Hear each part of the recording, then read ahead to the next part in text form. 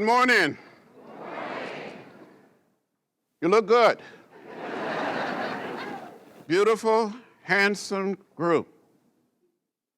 I want to thank you for those kind words of introduction.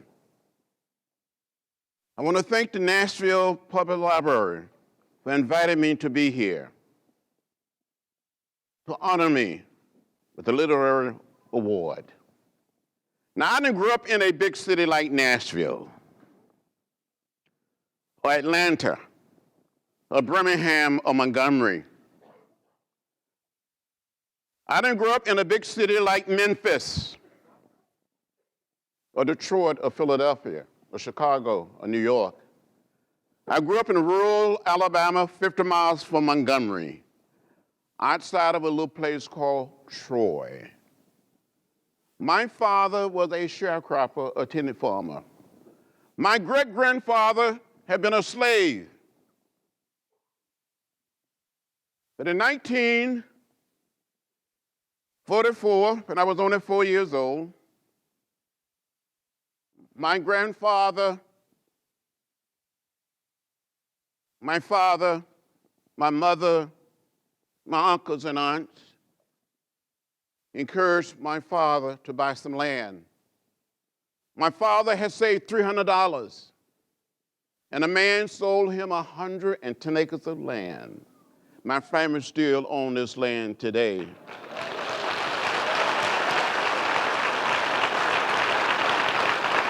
On this farm, we raise a lot of cotton and corn, peanuts, hogs, cows, and chickens.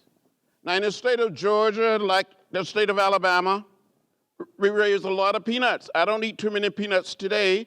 I ate so many peanuts when I was growing up. I just don't want to see any more peanuts. Sometime I get on a flight flying from Atlanta to Washington, or Washington back to Atlanta, and the flight attendant tried to offer me some peanuts. I said, no, thank you. I don't care for any peanuts. We raise a lot of hogs and cows and chickens. I know some of you young students, you like to eat chicken, right? But you don't know anything about raising chicken. Well, on the farm, it was my responsibility to care for the chickens, and I fell in love with raising chickens. Do any of you know anything about raising chicken? Oh, I see a few hands. Well, but, oh, wonderful, wonderful. Well, why don't we compare notes here? Why don't we teach the other people something about raising chickens? Well, as a little boy, I fell in love with raising chickens. But as a little child, I wanted to be a minister also. I wanted to preach the gospel. So from time to time, when the setting hen was set, I would gather the fresh eggs together, mark them with a pencil, place them under the setting hen, and wait for 3 long weeks for the little chicks to hatch. Some of you may be saying, now, John Lewis, why do you mark those fresh eggs with a pencil before you place them under the setting hen? Well, from time to time, another hen will get on that same nest, and there will be some more eggs. And you have to be able to tell the fresh eggs from the eggs that were already under the setting hen. Do you follow me? Oh, you don't follow me. It's okay. It's all right. You don't follow me. Don't fool me. So when these little chicks will hatch, I will fool the setting hen. I will cheat on the setting hens. And when I look back, it was not the right thing to do. It was not the moral thing to do. It was not the most loving thing to do. It was not the most nonviolent thing to do. It was not the most democratic thing to do. But I kept on cheating and on the setting hen and fooling these setting hens. I was never quite able to save $18.98 to order the most inexpensive incubator or hatcher from the Sizzler bookstore. Now, I know most of the young people are students. You don't remember, you don't know anything about the Sizzler book catalog. The big book, that heavy book, that thick book. Some people call it the wish book. I wish I had this, I wish I had that. So I just kept on cheating on these setting hens. I would take the little chicks, put them in a box with a lantern, raise them on their own, or give them to another hen. But as a little child, I wanted to be a minister. I wanted to preach the gospel. So along with the help of my brothers and sisters and cousins, we would gather all of our chickens together in the chicken yard, like you'll gather here in this magnificent hall. And we would have church. My brothers and sisters would line the outside but around the chicken yard, and we would gather all of our chickens together. And I would preach. I would talk to these chickens. And some of these chickens would bow their heads. Some of these chickens would shake their heads. They never quite said amen, but they tended to listen to me much better than some of my colleagues listen to me today in the Congress.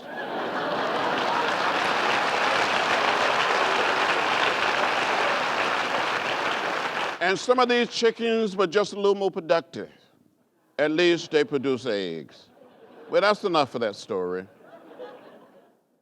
Growing up there, when we would visit the little town of Troy, visit Montgomery, visit Tuskegee, I saw those signs that said white men, colored men, white women, colored women, white waiting, colored waiting. To go downtown on a Saturday afternoon to the theater, all of us little black children had to go upstairs to the balcony. And all of the little white children went downstairs to the first floor. I would come home and ask my mother, my father, my grandparents, my great-grandparents why. They would say, that's the way it is. Don't get in the way. Don't get in trouble. But in school, I had wonderful teachers. And one teacher told me over and over again, read, my child, read. And I tried to read everything. We had very few books in our home, but I read the books. We were too poor to have a subscription to the local newspaper, but my grandfather had one. And when he would finish reading his newspaper each day, he would pass it on to us. I didn't like segregation. I didn't like racial discrimination. I didn't like riding the broken down buses to school, passing the well-built white school, seeing the white students on the new buses. So I became restless. But in 1955, 15 years old, in the 10th grade, I heard of Rosa Parks. I heard of Martin Luther King Jr., heard him speaking on our radio. The action of Rosa Parks, the words and leadership of Dr. King inspired me to find a way to get in the way. And I got in the way. I got in trouble, what I call good trouble, necessary trouble.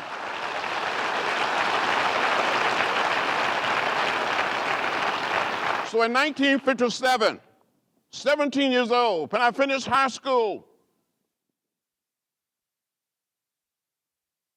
I applied to go to a little college 10 miles from my home, Troy State College, now known as Troy University.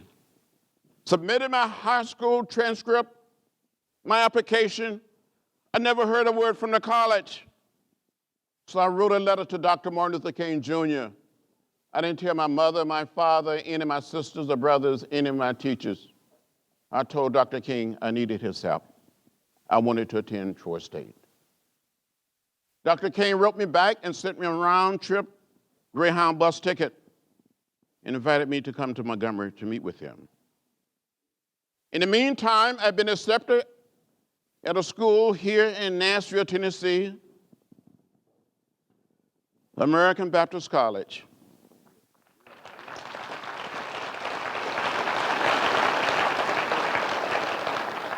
I was accepted. One of my teachers, a young man by the name of Kelly Miller Smith, informed Dr. King that I was here. I told Reverend Dr. Kelly Miller Smith that I'd been in contact with Dr. King. They knew each other. He informed Dr. King that I was here. So Martin Luther King Jr. got back in touch and suggested when I was home for spring break to come and see him. In March of 1958, by this time I'm 18 years old, I boarded a bus, and I traveled from Troy to Montgomery.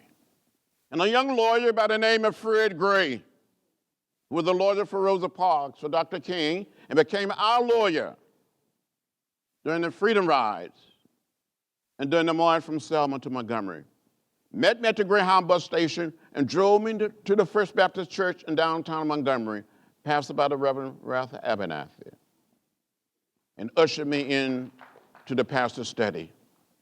I was so scared, I didn't know what to say or what to do. And I saw Martin Luther King Jr. and Reverend Ralph Abernathy standing there. And Dr. King said, "Are you John Lewis? Are you the boy from Troy?" And I said, "Dr. King, I am John Robert Lewis." And he continued to call me the boy from Troy. And I would never forget.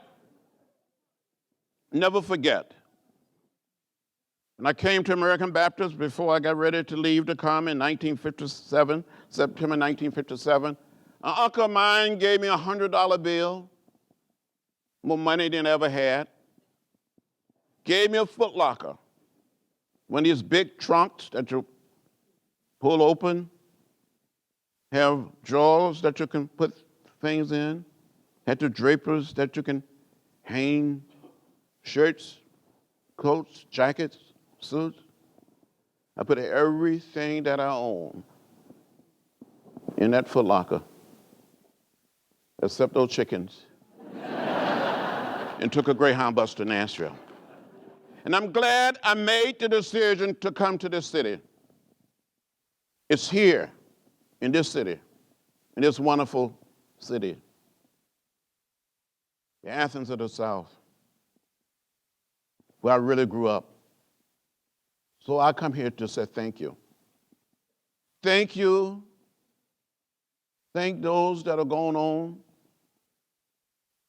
for being my teachers,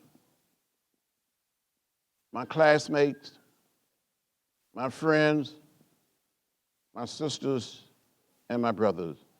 This community is where I started studying the way of peace, the way of love, studying the philosophy and the discipline of nonviolence. So I said thank you to Nashville Public Library for inviting me to return to Nashville.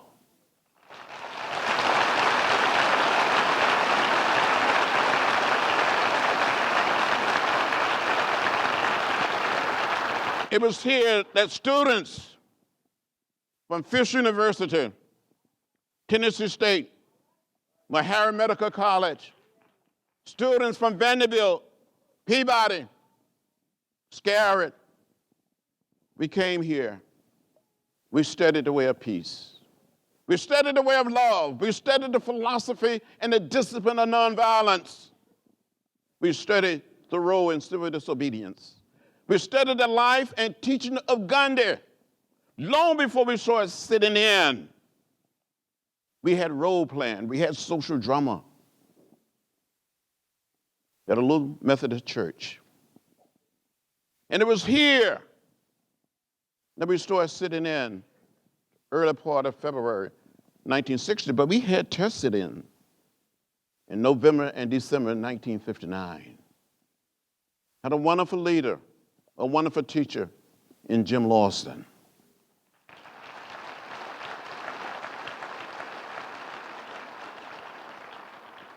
So I owe it all to this city and to the academic community, to the religious community here in this great city. I feel more than lucky. I feel honored and blessed to be standing here seeing each and every one of you. Martin Luther King Jr. would be very, very proud of this audience. You look like the making of the beloved community.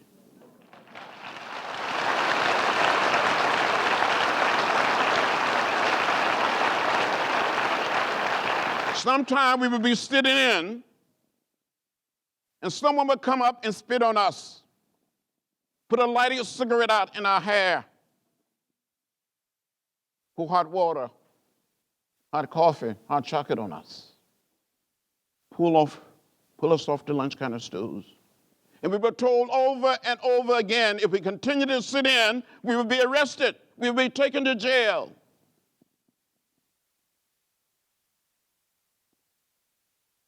No one would like to be arrested. No one want to go to jail. It's not a pleasant place. But one day, mid-February, we heard if we continue to sit in, we would be arrested. We would be taken to jail. And I remember as a young 19-year-old, almost 20, I had what I call an executive session with myself. That's when you talk to yourself, but you don't talk back to yourself. That if I were going to get arrested and go to jail, I wanted to look sharp. I wanted to look clean. I wanted to look fresh. So I went downtown Nashville, and I bought a suit. I went to a used men's store, and I bought a suit. A vest came with it. I paid $5 for this suit. If you come to my office in Washington, or maybe go through the file of the Nashville Tennessean, because the picture was on the front page of the Nashville Tennessean. We have a blow-up of the picture in my office in D.C. Group of us arrested. And I had on this suit, and I did look good. And if I had this suit today, I probably could sell it on eBay for a lot of money. The first time I got arrested here in this city, I felt free.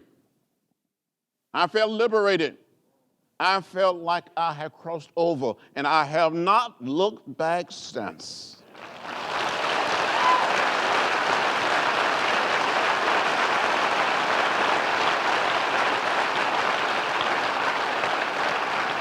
I said to each and every one of you, and especially the students, the young people, when you see something that is not right, not fair, not just, you have a moral obligation, a mission and a mandate to stand up, to speak up and speak out and get in the way, get in trouble, good trouble, necessary trouble.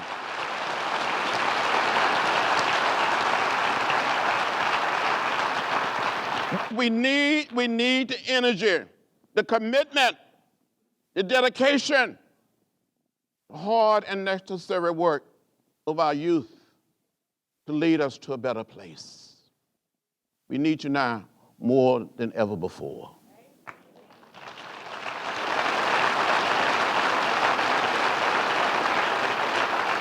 It was the young people during the 60s that led the way. We need you to lead us again. You can do it. You must do it. You must help us create the beloved community and redeem the soul of America. If we get it right here in our country, maybe we can serve as a model for the rest of the world.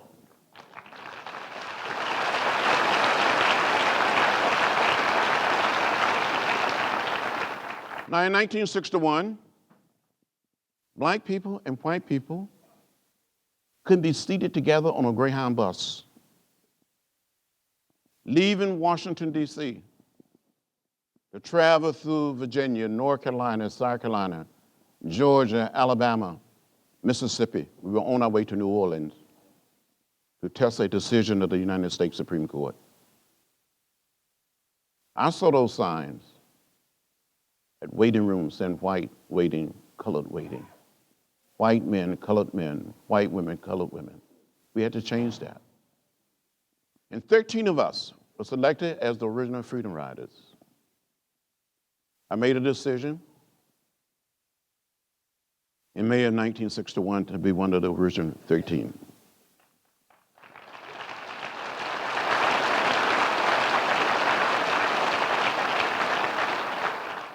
I remember the group meeting in Washington, D.C.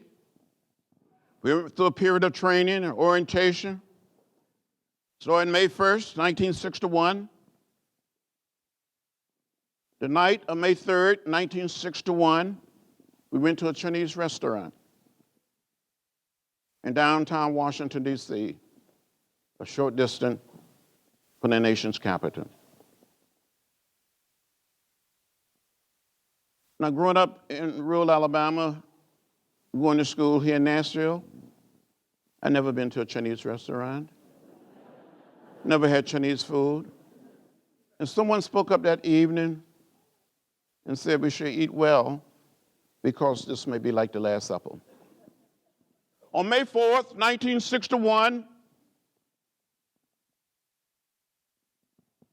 we boarded some a Greyhound bus and other a Trailway bus.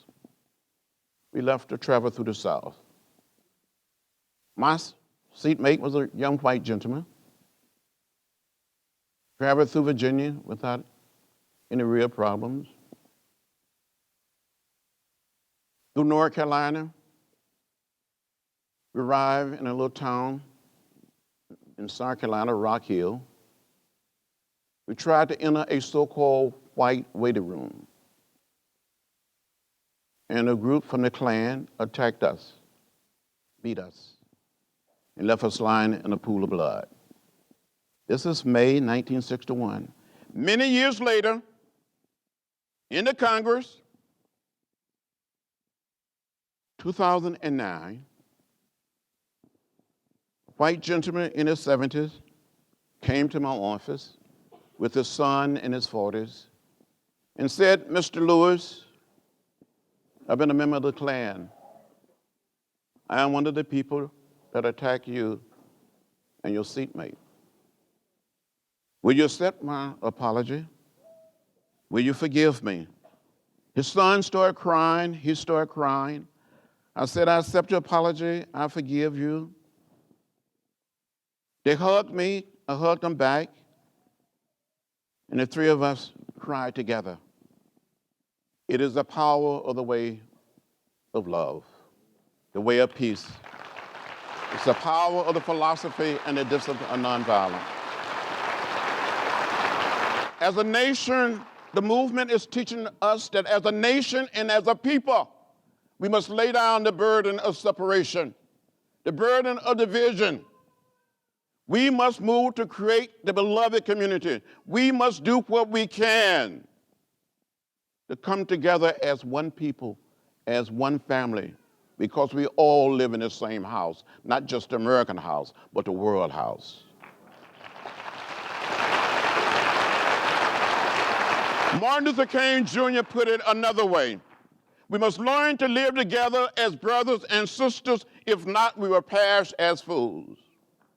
The late A. Philip Randolph, the dean of black leadership during the 60s, who had the whole idea about the March on Washington, used to say to many of us, he would say, brothers and sisters, maybe our foremothers and our forefathers, all came to this great land in different ships, but we're all in the same boat now.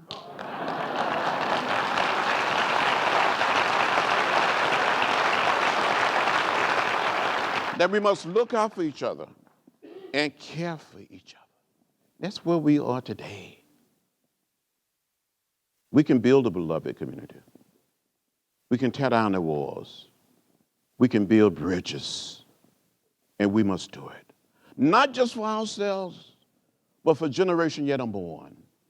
I happen to believe, because of the movement, that we have a right to know what is in the food we eat, what is in the water we drink, what is in the air we breathe, that we have to save this little piece of real estate that we call Earth for generation yet unborn. That is our role. We have a mission and a mandate to do just that.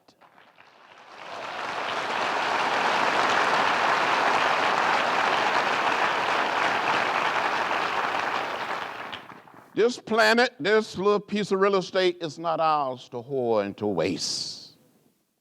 We'll leave it a little cleaner, a little greener, and a little more peaceful for generation yet unborn. That is our calling. That is our mission. Now, I got arrested here in Nashville, yes. Got arrested in Alabama and Georgia, a few other places. And since I've been in Congress, I've been arrested 5 times.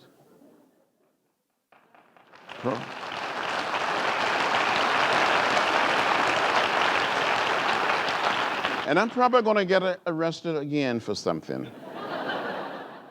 My last arrest was trying to get the Speaker of the House to bring forth a comprehensive immigration reform bill.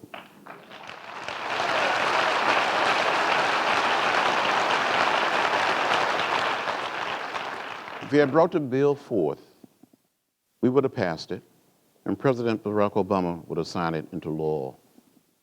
It doesn't make sense. In our country, we have hundreds, thousands, and millions of people living in fear. We need to set people on a path to citizenship.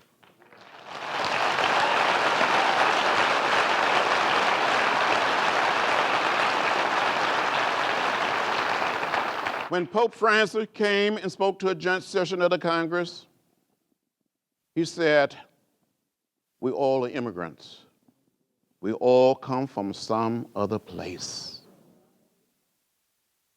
We can do it. We must do it. I want to tell you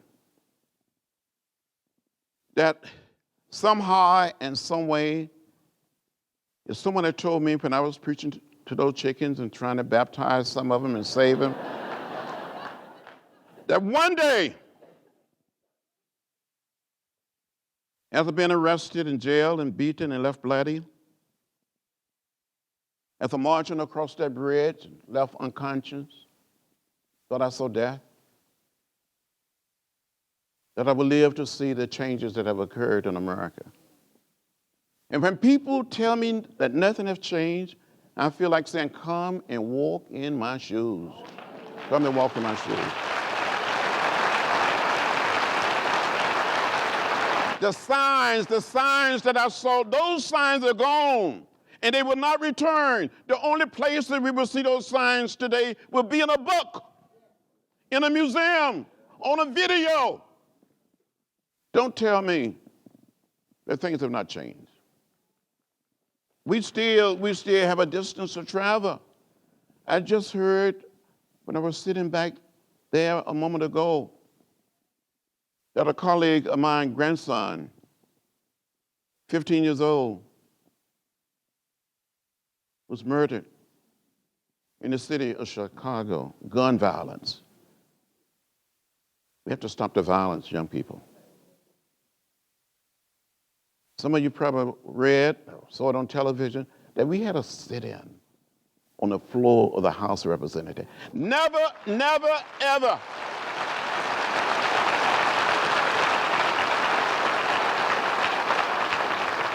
Never, ever before in the history of our country that a group of members of Congress will occupy the well of the House. And they came to me and said, John, what should we do?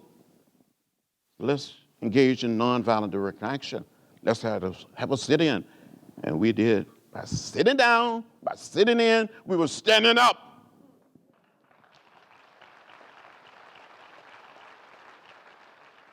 No one is trying to take away the Second Amendment, right? No one is trying to take away your gun. I grew up in a house where my father had a rifle over the door for hunting, had a shotgun in the corner, and we were told never to look at it, never to touch it. I have never fired a gun in my life, and I never owned one. I don't need one. We don't have bears running around the city of Atlanta and wild animals. So why do we need, can we teach people the way of peace, the way of love, teach people the way and the philosophy and the discipline of love, nonviolence? Just love everybody. Love is a better way.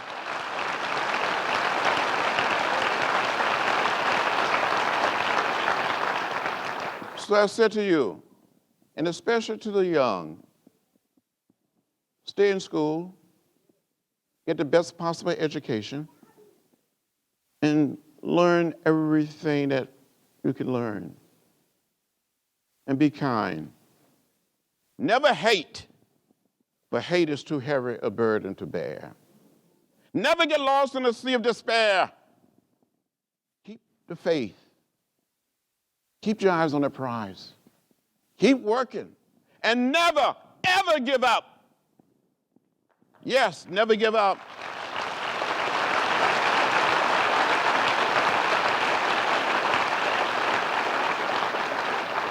When I was growing up in rural Alabama, 50 miles from Montgomery, I had an aunt by the name of Seneva. And my Aunt Seneva lived in what we call a shotgun house. We tell the story in my first book, Walking with the Wind. And some of you probably read the story. It's a true story. I was only about 4.5, almost 5 years older, but I remember it so well. By 12 or 15 of my sisters and brothers and first cousins were visiting this aunt. And an unbelievable storm came up. The wind started blowing, the thunder started rolling, the lightning started flashing. My aunt became terrified. She got all of us together and told us to hold hands. And we did as we were told. The wind continued to blow, the thunder continued to roll, the lightning continued to flash, and the rain continued to beat on the tin roof of this old house. And when one corner of the old house appeared to be lifting from its foundation, my aunt would have us to walk to that corner. And when the other corner appeared to be lifting, she would have us to walk to that side. We were little children walking with the wind, but we never, ever left the house. I said to you today, here in Nashville, the wind may blow, the thunder may roll, the lightning may flash, and the rain may beat on our old little trimming house. Call it the American house. Call it the world house. But we must never leave our little house. Hold our house together. Walk with the wind. Walk with the spirit of love. Walk with faith and hope. Hang in there. Hang in there. Be anchored. Lay down the tools of violence. We can do it. Thank you very much.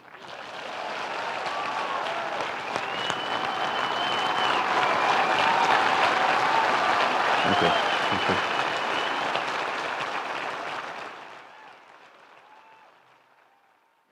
At this time, I would like to introduce each of them, and I'm hoping time will allow that each will be able to ask at least one of your questions, and hopefully for round two. Sydney Everett.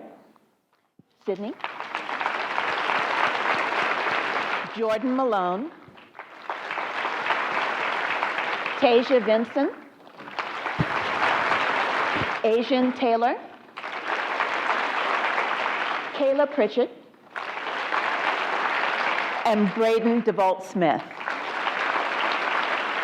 And they are joined here today by their teacher and advisor, Mr. Michael Agee. Again, a brief round of applause. So at this point, without further ado, let us begin. I'm going to ask one of you, when I call your name, please just give us your first question to the congressman and have a conversation. So Sydney, would you like to begin? Good morning. And thank you for allowing us to ask you these questions. My first question is, what was the most frustrating aspect that stalled the civil rights movement in your opinion? The modern day civil rights movement, in my estimation, really started or got a lift with the lynching of Emmett Till. This young African-American boy who left the city of Chicago, came to Mississippi during the summer of 1955, and on August 28, 1955, he was lynched. Rosa Parks said on one occasion, when people asked her to get up and move to the back of the bus, she said, I thought about Emmett Till, and I could not move. I remember Emmett Till. I remember meeting his mother. And if you have an opportunity to go to Washington, the castle that Emmett Till was in is in the new museum in Washington, D.C. I've been there, and I've seen it. I was only 15 years old. I can never forget that. That was the beginning of the modern day civil rights movement, in my estimation. There may be scholars and others who are different with me. Thank you. Jordan, do you have a question for the congressman? Yes. First of all, thank you for at least coming here and honor us. And it's just been a privilege for you to come to this school and just, talk to us and everything that allows us to ask these questions. My question is, what was everyday life like attending an HBCU during those segregated times in the middle of Nashville, Tennessee? Well, it was here in Nashville when I was attending American Baptist and later Fisk. The students here, the students, the teachers, the college administrator, they were so helpful. I was a very poor student, very, very poor, had very little money. So the first 2 years at American Baptist, I worked in the kitchen to help pay my way through school. And I was only 17 years old. I only weighed then maybe 130 pounds. But I have to wash these big pots and pans, and they were full of water. But I did it to get through school. And the second 2 years, I worked in the administration building as a janitor. And I shouldn't say it in front of the president working as a janitor during the sit-in, I came across a ring of paper, typing paper, a ring of 500 sheets, and we needed some paper to type the do's, to print the do's and don'ts of the sit-in movement, and I liberated this ring of paper.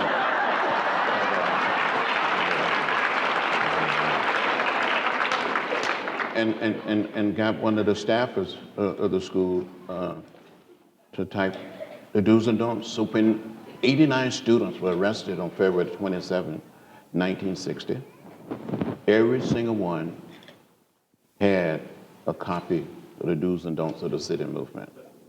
And the Nashville, Tennessee, reprinted them. Thank you. But it was wonderful to get to know people, students, faculty members. They became my family. Thank you. Tasia, do you have a question? Hello, everyone. I just want to say thank you also. It's an honor to ask you these questions. And my first question is, how did it feel to be the youngest person to speak at March on Washington? Were you nervous, and what memories do you have at the moment?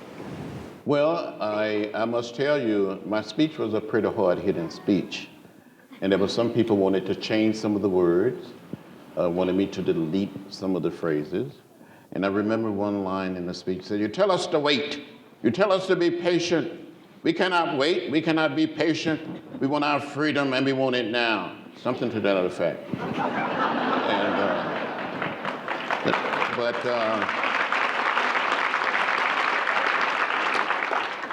A. Philip Randolph was the dean of the movement, and he, along with Dr. Martin Luther King Jr., said there was one or two other lines, and it said something like, "John, that doesn't sound like you. Can you change that? We come this far together. Why don't we stay together?" I couldn't say no to A. Philip Randolph or to Martin Luther King Jr., so I kept it in the speech. So I was not nervous. I was not afraid. I remember Mr. Randolph introducing me. He said, "I now present to you young John Lewis, the national chairman of the Student Nonviolent Coordinating Committee." I got up, I went straight to the podium. I looked to my right, I saw all of these young people from the Student Nonviolent Coordinating Committee, blacks and white young people, students. Then I looked straight ahead. Then I looked to my left, and I saw young men, white and African American, in the trees trying to get a better view of the crowd. And I said to myself, this is it. I just went for it. So it came out all right.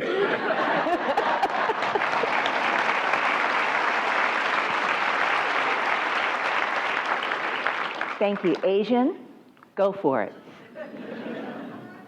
Good morning, and thank you, Congressman Lewis, for coming and speaking to us today. Good morning. Happy to be here. My question is, do you feel as though social media has helped or harmed social movements today? Oh, I think social media has been so helpful. Look, if we'd had social media during the 60s, I don't know what we would have been able to do, really. You know, we hadn't heard of the internet. What is that? Facebook? Twitter? What? In many places, we didn't have a fax machine. We had the old mimeograph machine.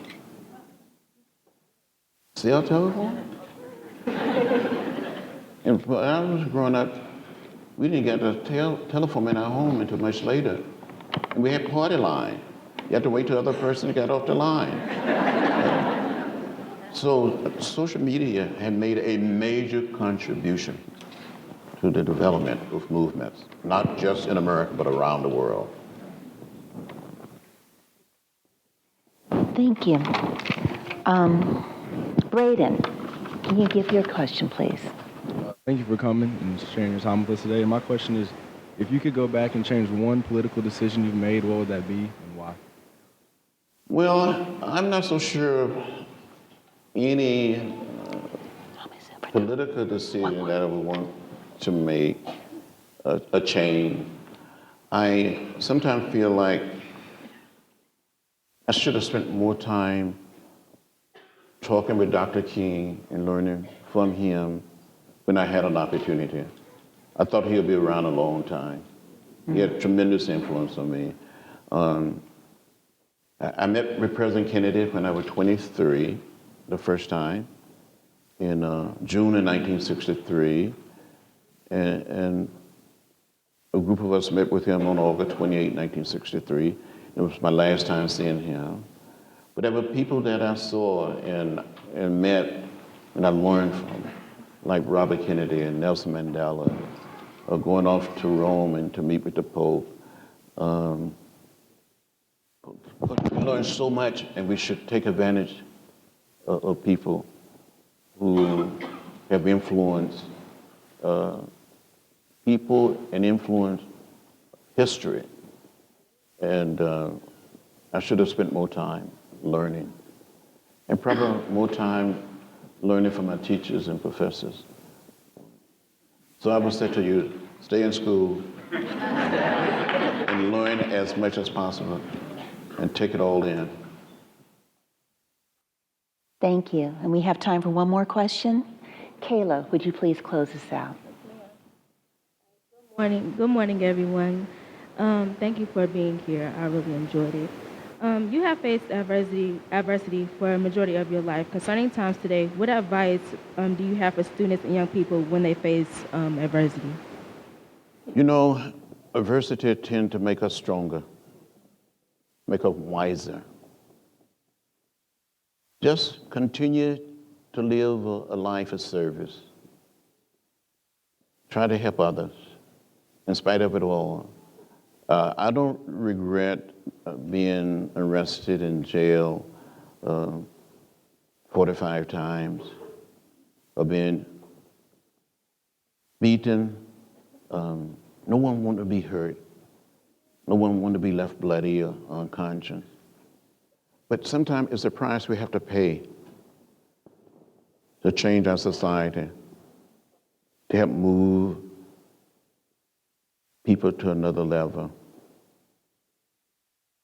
Just do what you can. If you're going to be a teacher, be a great teacher. A lawyer, be a good lawyer. Be a good and smart doctor. You know, when I see police officers, they're wearing uniform, I always say to them, thank you for your service. When I pass through the airport and see the TSA people, I say, thank you for your service. When I see military people with their uniform on, you reckon? But I think that a lot of teachers, they don't go around with uniforms. And it's hard to say, thank you. And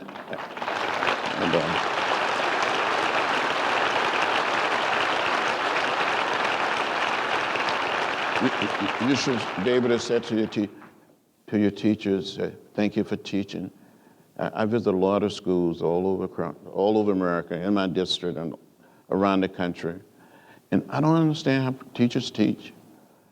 But sometimes I feel like saying that we should nominate every public school teacher and some of the private school teachers for the Nobel Peace Prize.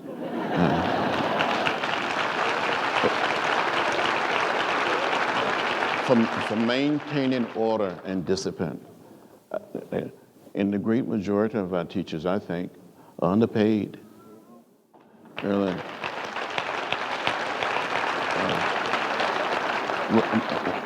We can do better. We can do much better. And just encourage people, encourage your parents and others to support efforts to see that our teachers and others get the due compensation that they should be receiving.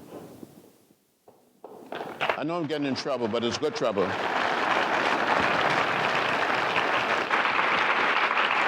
I want to take this time to thank the teacher of this hour now, Congressman John Robert Lewis. It is great to be here, and I just cannot tell you how much sitting here and listening to Congressman Lewis and his story, and just how much you have done that has shaped our city, our nation, and the world that we live in. And Congressman, it is clear to me that here in this town, you are beloved.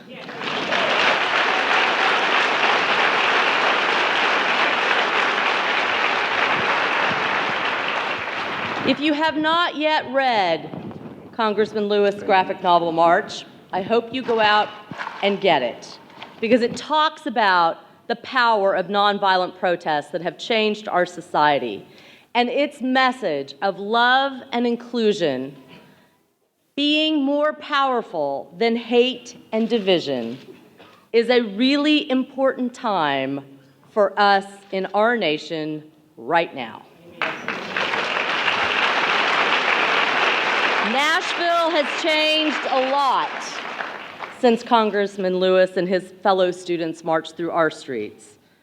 Our Metro Police trainees now are required to go to a class at the Civil Rights Room and to learn from you and what you've done. In fact, last year, our police chief, Steve Anderson, asked for Congressman Lewis's file from the 1960s. He wanted to research the congressman's role in the civil rights movement and how the police interacted with him. He's sorry he couldn't be here today, but he regularly talks to our future police officers about your courage and your leadership. That request for that file led to a very lengthy search that eventually produced records that, as far as I know, have never been published before. And Congressman, I'm not sure you've seen these in a long time. So we have something we would like to share with you. Can you bring this out?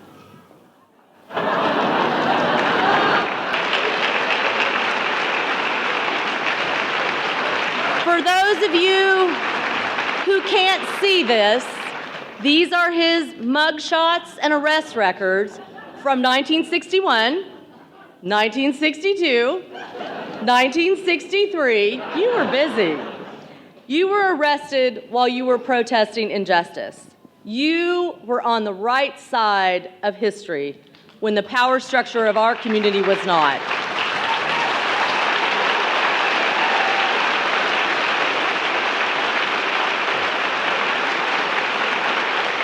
So let's make sure that all of us are on the right side of history when this time that is written about now is reflected upon. Because, Congressman, you got into some good trouble in Nashville, and apparently 40 plus more times. And I hope that these photos remind you of what you have done and the legacy that you have left for us. These will be in the Civil Rights Room at the downtown library for all of us to see. So please make sure you have a chance to do that. And as we begin our book march, and our great community read, I know that all of us will have a chance to be as inspired with that book as we've been inspired today listening to you. I thank you for your message of peace. I thank you for your message of love. And mostly, I thank you for your message of kindness, because it doesn't cost a dime to be kind. Thank you.